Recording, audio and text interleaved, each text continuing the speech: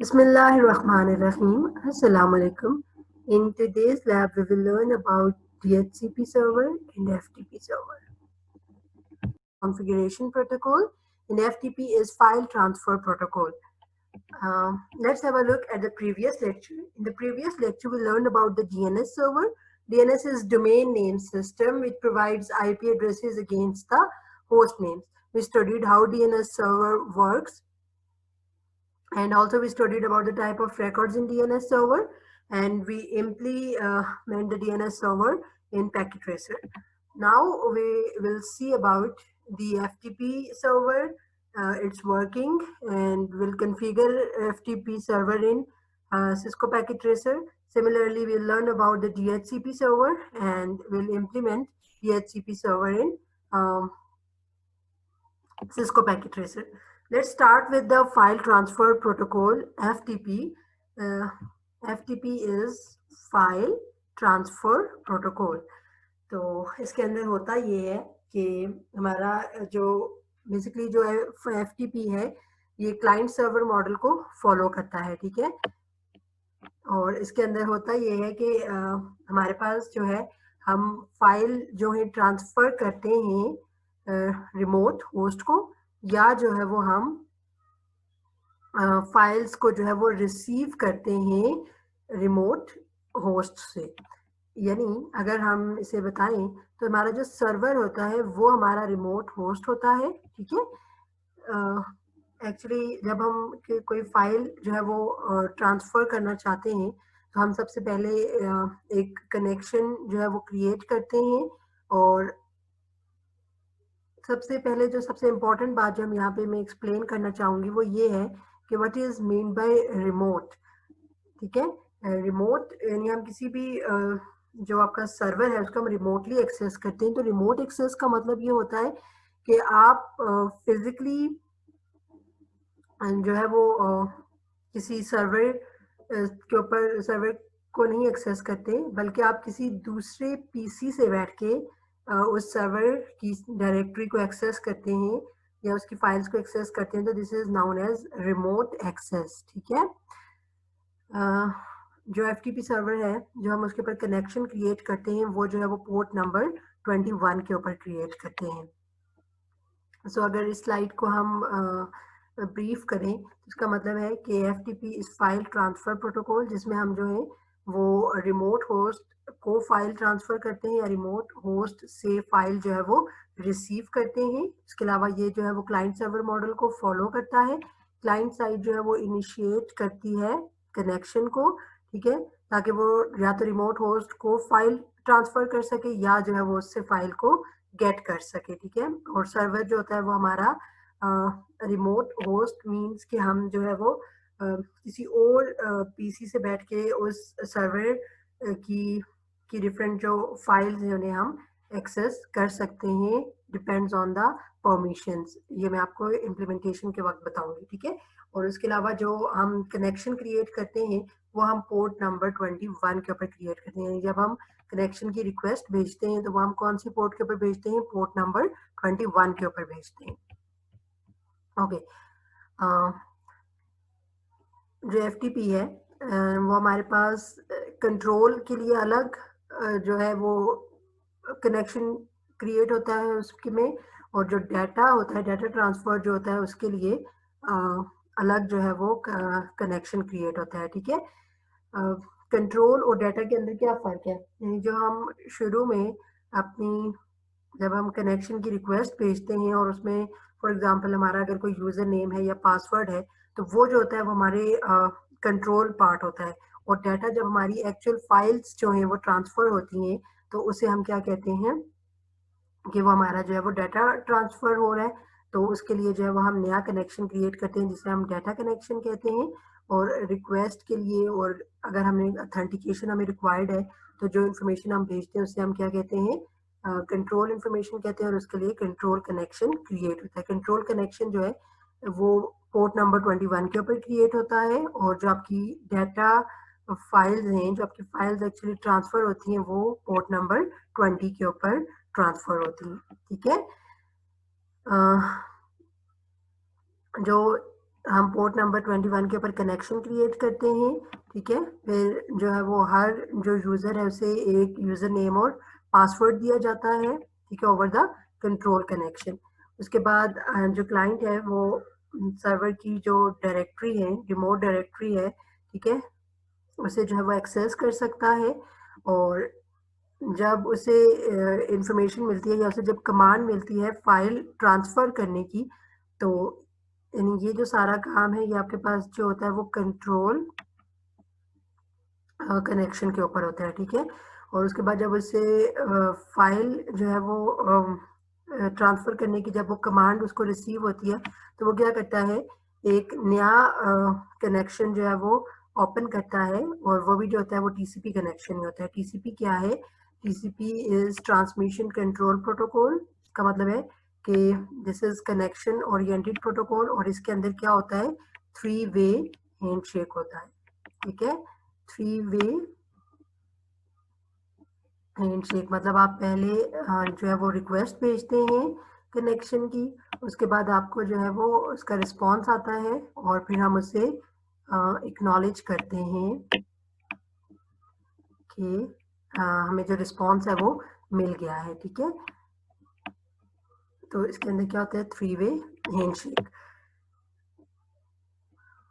अच्छा, अब जो आपका कंट्रोल कनेक्शन है और जो डाटा कनेक्शन है, इनमें डिफरेंस क्या है? तो जो आपका कंट्रोल कनेक्शन है वो through out the session maintain रहता है, ठीक है। और जबकि जो आपका डाटा कनेक्शन होता है, आप एक फाइल ट्रांसफर करते हो, उसके बाद जो ही वो फाइल पूरी ट्रांसफर हो जाती है उसके बाद आपका कनेक्शन क्लोज हो जाता है।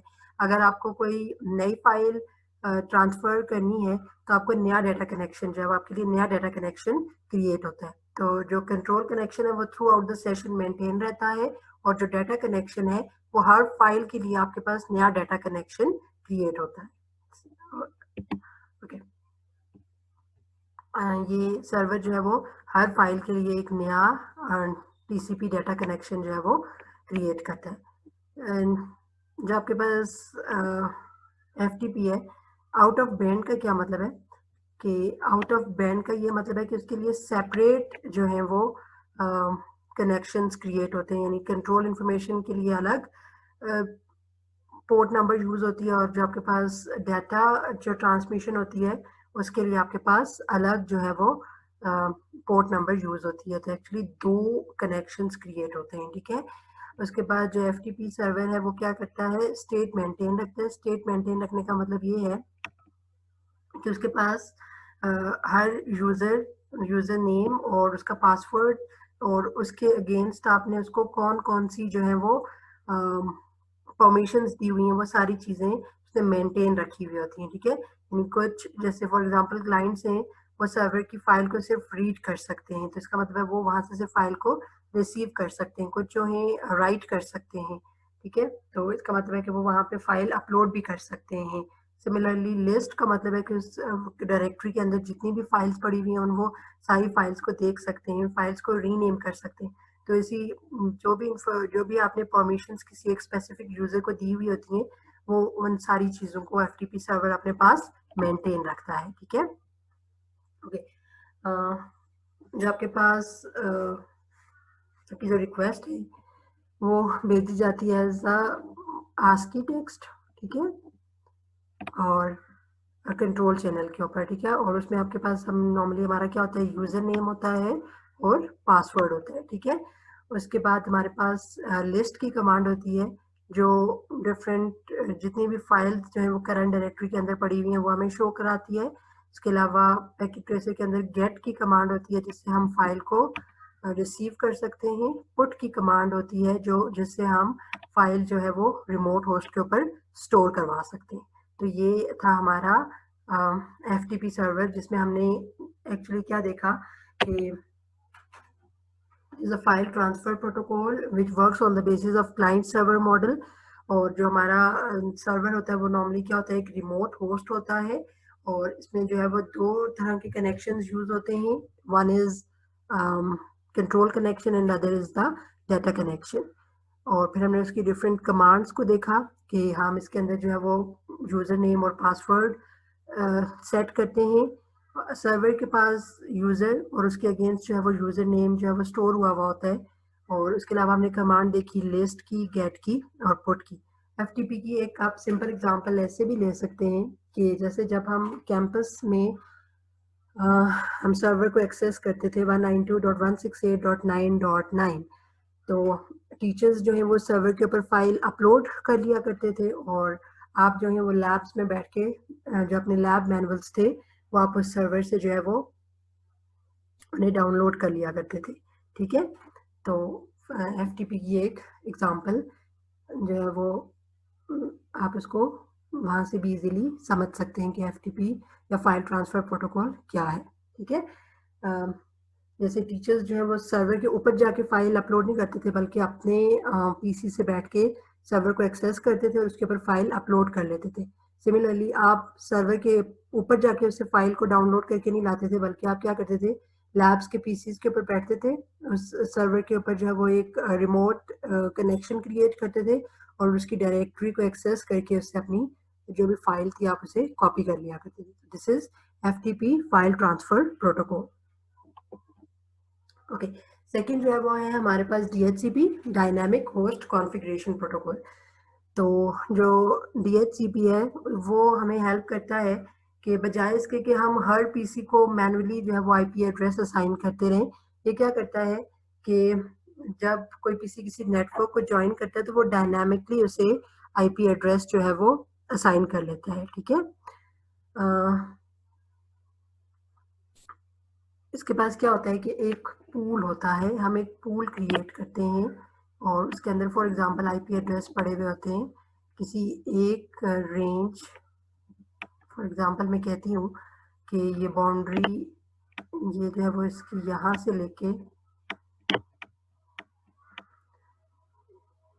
क्या यहाँ पे इसके पास आईपी एड्रेसेस पड़े हुए होते हैं। तो ये क्या करता है कि इनमें से आईपी एड्रेस उठाता है, जो अनयूज्ड आईपी एड्रेस होता है उसे उठाता है, जो आईपी एड्रेस पहले से किसी दूसरे क्लाइंट को असाइन नहीं हुआ होता है वो इस आईपी को उठाता है और जो नया आने वाला क्लाइंट है उसे वो वाला आईपी एड्रेस जो है वो असाइन कर लेता है। ठीक है, उसके अलावा इसके अंदर क्या होता है, लीज टाइम होता है। ठीक है, यानी इतनी देर तक वो आपका आईपी एड्रेस मेंटेन रहता है और उसके बाद आपका जो आईपी एड्रेस है वो चेंज हो सकता है। ठीक है, और फॉर एग्जांपल कि अगर आपका कोई जो होस्ट है वो आईपी एड्रेस को आप यूज़ नहीं कर रहा तो हम जो है वो आईपी एड्रेस किसी दूसरे क्लाइंट को भी असाइन कर सकते हैं। ठीक है, और मोबाइल यूजर्स को भी सपोर्ट करता है, जो भी नेटवर्क को ज्वाइन करते हैं तो यूजर भी अवेलेबल पूल में से जो है वो आईपी एड्रेस असाइन कर लेता है। ठीक है, डीएचसीपी सर्वर काम कैसे करता है कि जो आपका होस्ट होता है वो एक मैसेज ब्रॉडकास्ट करता है, that is DHCP discover message, और अगर डीएचसीपी सर्वर है तो वो उसे रिस्पॉन्ड करता है डीएचसीपी ऑफर के साथ। ठीक है, और जब उसे डीएचसीपी ऑफर का मैसेज मिलता है तो उसके बाद होस्ट जो है वो किसके लिए रिक्वेस्ट करता है, आईपी एड्रेस के लिए रिक्वेस्ट करता है, और जो डीएचसीपी सर्वर है वो उसके बदले में उसे क्या भेजता है, आईपी एड्रेस भेजता है। ठीक है, ओके, अब यहाँ पे अगर हम इसके अंदर देखें सिनेरियो के अंदर तो ये क्या है, एक डीएचसीपी सर्वर है। ठीक है, और ये जो है इन्हें आईपी एड्रेसेस क्या है, असाइन हुए हुए हैं। ठीक है, तो ये वाला जो क्लाइंट है जब ये आएगा तो ये जो है वो इसकी बेस के ऊपर काम करेगा कि सबसे पहले ये डिस्कवर करने के लिए, यानी कि यहाँ पे डीएचसीपी सर्वर है या नहीं, वो उसके लिए एक डीएचसीपी डिस्कवर का मैसेज ब्रॉडकास्ट करेगा। जो डीएचसीपी सर्वर है वो उसे रिप्लाई करेगा विद डीएचसीपी ऑफर, और जब उसे ये मैसेज रिसीव होगा तो वो इस आईपी एड्रेस के लिए रिक्वेस्ट भेजेगा इस सर्वर को, और ये जो सर्वर आपने पूल में से जो भी आईपी एड्रेस अवेलेबल है वो इसे असाइन कर देगा। क्लियर?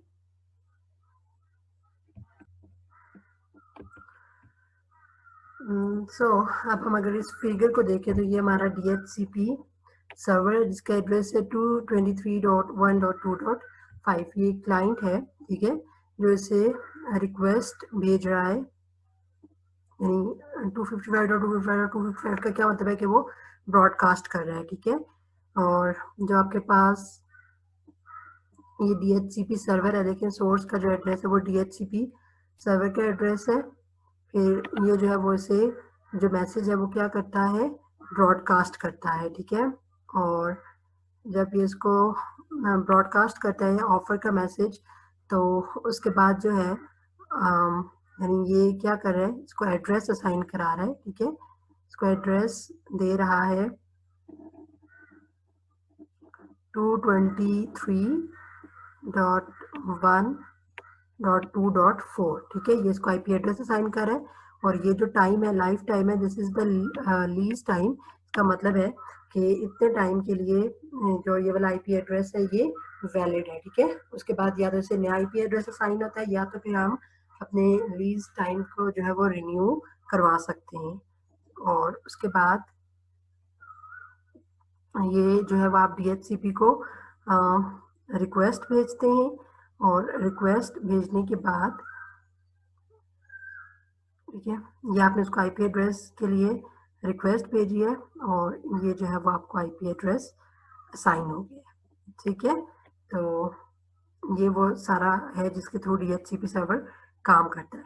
तो अगर हम DHCP सर्वर को ब्रीफली एक्सप्लेन करें, तो DHCP सर्वर क्या, डायनामिक होस्ट कॉन्फ़िगरेशन प्रोटोकॉल, जो कि डायनामिकली आपको आईपी एड्रेस असाइन करता है। यानी जो भी अगर नया क्लाइंट आए उसे मैनुअली आईपी एड्रेस असाइन करना पड़े तो it is very difficult task. तो जो DHCP है वो ऑटोमेटिकली जो है वो उसके पास एक पूल ऑफ एड्रेसेस होता है, और उसमें से जो है वो अनयूज्ड आईपी एड्रेस जो है वो असाइन करता है, और वो इस बात का ख्याल रखता है कि जितने भी लोग उस नेटवर्क के ऊपर हैं उन सबका आईपी एड्रेस जो है वो यूनिक हो। सो आज के लेक्चर में हमने पढ़ा फाइल ट्रांसफ़र प्रोटोकॉल के बारे में, कि कैसे जो है वो हम रिमोटली सर्वर को एक्सेस करते हैं और उसके बाद फाइल्स को ट्रांसफ़र करते हैं। फिर हमने DHCP सर्वर के बारे में पढ़ा कि वो होस्ट को अलाउ करता है कि वो डायनामिकली अपना आईपी एड्रेस जो है वो नेटवर्क सर्वर से जो है वो एक्सेस कर सकते हैं जब वो नेटवर्क को ज्वाइन करते हैं। And now we will implement FTP and DNS server in Packet Tracer. Okay. ये हमने एक छोटा सा नेटवर्क बनाया है, इसके अंदर जो है वो हम सबसे पहले हम देख लेते हैं FTP, और साथ ही हम देखते हैं DHCP।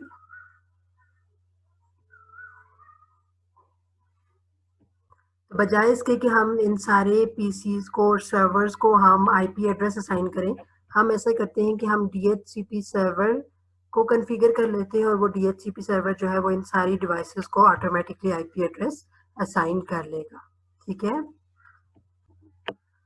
ओके, तो हम देखें, ये फॉर एग्जांपल एक टीचर का पीसी है, ये एक स्टूडेंट का पीसी है, ये हमारे पास DHCP सर्वर है, और ये हमारा FTP सर्वर है, सारे जो है वो सेम नेटवर्क के ऊपर है। तो सबसे पहले हम इस DHCP सर्वर को कॉन्फ़िगर करते हैं, इसे हम आईपी एड्रेस असाइन कर लेते हैं। तो मैं आईपी एड्रेस असाइन कर लेती हूँ 192.168.1.1, और इसको हम सबनेट मास्क दे देते हैं। डिफ़ॉल्ट गेटवे अभी हमारा राउटर क्योंकि मैं यूज़ नहीं कर रही, तो लेकिन इसके में 1.254 जो है मैं इसका है। फॉर एग्जाम्पल मुझे राउटर की ज़रूरत पड़े तो मैं उसके लिए इसको रिजर्व कर लेती हूँ। और DNS सर्वर अभी मेरा नहीं है। अगर आपका DNS सर्वर है, यानी आप अगर चाहते हो कि आपका जो पूरा नेटवर्क है, अगर उसे किसी होस्ट नेम के अगेंस्ट आईपी एड्रेस की रिक्वेस्ट भेजनी हो, तो जो भी आपका DNS सर्वर है आप यहाँ पे उसका आईपी एड्रेस मेंशन कर सकते हैं, ठीक है। ओके, और ये असाइन करने के बाद हम यहाँ से इसकी सर्विसेज के ऊपर जाते हैं। यहाँ से आपने DHCP सर्वर को सिलेक्ट किया, सर्विसेज को ऑन किया, आप अपने पूल को एक नाम देते हैं। हम पूल को नाम दे देते हैं BCS4A, ठीक है।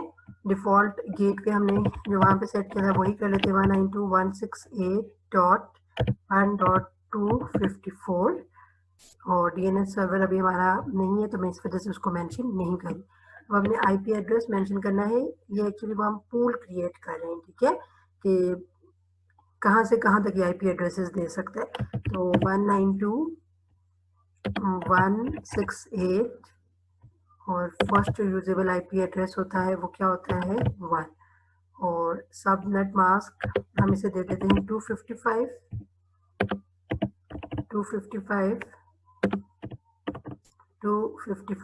और 0 ठीक है। और मैक्सिमम नंबर ऑफ यूजर्स जो है वो इसके अंदर कितने आते हैं क्लास सी का जो आईपी एड्रेस होता है उसका डिफॉल्ट सबनेट मास्क होता है 255.255.255.0 मीन्स उसके अंदर जो यूजेबल आईपी एड्रेसेस होते हैं वो कितने होते हैं 254 और उसके बाद हम यहाँ से ऐड का बटन प्रेस करते हैं।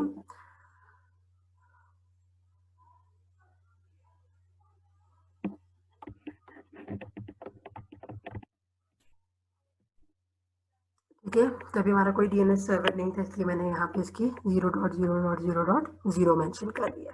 ठीक है, ओके। अब हम चेक करते हैं कि ये जो हमारा डीएचसीपी सर्वर है ये काम कर रहा है या नहीं कर रहा।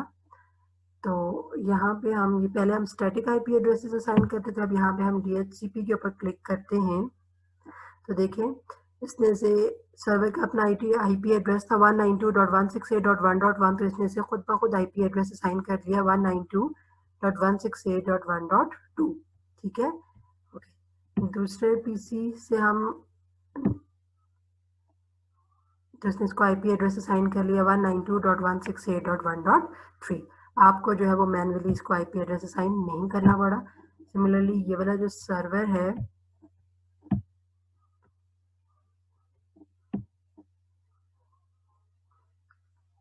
तो इसने भी आईपी एड्रेस असाइन कर लिया है, इसे भी डायनामिकली आईपी एड्रेस असाइन कर लिया। तो ये हमारा डीएचसीपी सर्वर है जो खुद ब खुद आईपी एड्रेस जो है वो असाइन करता है। ठीक है, ओके। अब हम एफटीपी सर्वर की कॉन्फ़िगरेशन को देखते हैं। तो सबसे पहले हम एफटीपी सर्वर को हमने ओपन किया, यहाँ से हम जो है वो एफटीपी को सिलेक्ट करते हैं और इसके बाद हम जो है वो एफटीपी सर्विसेज यहाँ से ऑन है। अब यहाँ पे देखें तो हम डिफरेंट जो है वो यूजर्स क्रिएट करते हैं, ठीक है, और उनके अगेंस्ट यहाँ पे हम पासवर्ड सेट करते हैं। तो फॉर एग्जांपल एक यूजर जो है वो मैं टीचर के लिए क्रिएट कर लेती हूँ यूजर नेम और एक जो है वो मैं स्टूडेंट के लिए क्रिएट कर लेती हूँ। तो टीचर के लिए जो मैं क्रिएट करती हूँ उसका नाम मैं रख लेती हूँ CUI और उसका पासवर्ड 123 और ये वो राइट्स हैं जो आप इसे दे रहे हैं। ठीक है, फॉर एग्जांपल कि ये यूजर जो है वो फाइल अपलोड कर सकता है, फाइल डाउनलोड कर सकता है, इसको डिलीट कर सकता है, रीनेम कर सकता है और करेंट डायरेक्टरी में जितनी भी फाइल्स हैं उन्हें चेक कर सकता है। ठीक है, देख सकता है। तो ये और एक और यूजर में क्रिएट कर लेती हूँ और वो यूजर जो है वो मैं स्टूडेंट के लिए क्रिएट करती हूँ तो उसका नाम मैं STD रख लेती हूँ, पासवर्ड उसका मैं ABC रख लेती हूँ और इसे मैं सिर्फ जो है वो परमिशन देती हूँ कि ये फाइल को रीड कर सकता है या गेट कर सकता है। ठीक है, तो ये जो है वो हमारे यूजर्स क्रिएट हो गए हैं। ठीक है, ओके। अब ये जो टीचर है इसको जो यूजर नेम है इसका वो था CUI और 123। उससे पहले हम ऐसा करते हैं हम इसके ऊपर एक टेक्स्ट फाइल क्रिएट कर लेते हैं। ओके, ये हमारा टेक्स्ट एडिटर है, इससे हम एक फाइल क्रिएट करते हैं। तो अभी मैं वैसे ही कोई फाइल क्रिएट कर लेती हूँ और इसका नाम जो है वो मैं रख लेती हूँ ftp.text। ठीक है, और ये जो मेरी फाइल है ये स्टोर हो गई। अब आप यहाँ से इसकी CMD को खोलें। ठीक है, यहाँ पे अगर मैं देखूँ तो मेरी ftp.text की फाइल क्रिएट हुई है या नहीं, तो मैं यहाँ पे कमांड देती हूँ dir directory it is like list. तो जो फाइल्स है वो हमें दिखा लेगी। तो ये देखिए ccn.text जो फाइल है वो एक तो वो पहले से क्रिएट हुई है और एक ये ftp.text के नाम से अभी फाइल क्रिएट हो गई है। ठीक है, अब मैं क्या करती हूँ कि मैं कनेक्शन इस्टेब्लिश करती हूँ FTP सर्वर के साथ। तो उसके लिए मैं लिखूंगी FTP और उसका IP एड्रेस। तो उसका IP एड्रेस था 192.168.1.4। देखिए मुझसे यूजर नेम मांग रहे हैं और टीचर का जो यूजर नेम था वो था CUI और पासवर्ड था उसका 123। तो ये आप देख सकते हैं कि आपने FTP सर्वर को रिमोटली एक्सेस कर लिया है। अब इसके ऊपर फाइल पुट करने के लिए या फाइल जब अपलोड करने के लिए कमांड है पुट, और इसमें से मैं ftp.text को जो है वो सर्वर के ऊपर अपलोड कर लेती हूँ, और मैंने लिखा ftp.text। तो ये देखें क्या कह रहा है, 12 बाइट्स कॉपीड, यानी ये जो फाइल है वो उसके ऊपर कॉपी हो गई है। अब अगर यहाँ पे क्योंकि ftp सर्वर उसकी ऊपर मैं खड़ी हूँ, तो यहाँ पे अगर मैं लिखूँ डायरेक्टरी, तो यहाँ पे हम देख सकते हैं कि कौन कौन सी, ये देखिए ये है ftp.text, ये फाइल है जो हमने इसके ऊपर अपलोड की है, और वो फाइल जो है वो इसके ऊपर अपलोड हो गई हुई है। ठीक है, ये ftp.text। ओके, और अब हम ऐसा करते हैं कि स्टूडेंट से जो है वो इस फाइल को डाउनलोड कर लेते हैं। ठीक है, तो अगर अभी हम इस सर्वर के ऊपर भी जाएं और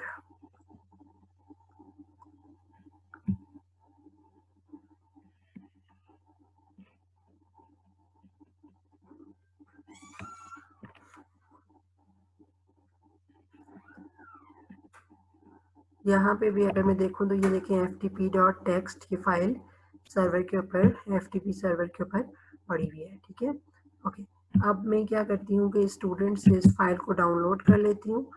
तो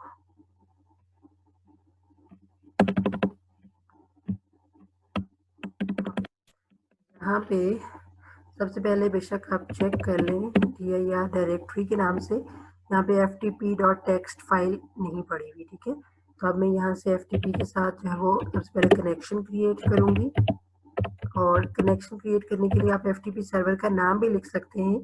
अगर आपने DNS सर्वर को कॉन्फ़िगर किया हुआ है और इसमें इस IP एड्रेस के अगेंस्ट नाम स्टोर कराया हुआ है तो आप लिख सकते हैं। फॉर एग्जांपल अगर आपने इस IP के अगेंस्ट नाम स्टोर कराया है www.ftp.com, तो आप लिख सकते हैं ftp और उसके बाद www.ftp.com। ओके, और 1.4 तो ये हमने, और स्टूडेंट के लिए हमने नाम रखा था STD और पासवर्ड रखा था ABC। ठीक है, और अब मैं लिखती हूँ गेट और ftp.text।